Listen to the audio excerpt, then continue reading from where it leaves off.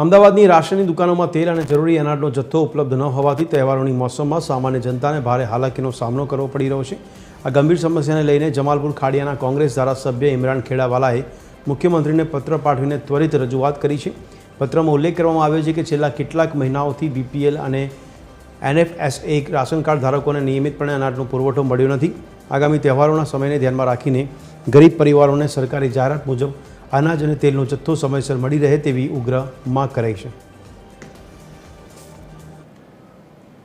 આજે સવારે મારા વિધાનસભા વિસ્તારના લોકો અને અમદાવાદ શહેરના અલગ અલગ જગ્યાઓથી મારા પાસે ડેલિગેશન રજૂઆત કરવા માટે આવ્યું હતું કે જે સરકારે અત્યારે જાહેરાત કરી છે કે તહેવારોની સિઝનના અંદર જે પ્રમાણે સસ્તા અનાજની દુકાનો પરથી તેલ, ખાંડ અને જે બીજી વસ્તુઓ આપવામાં આવે છે તે વહેલી તકે આપવામાં આવે।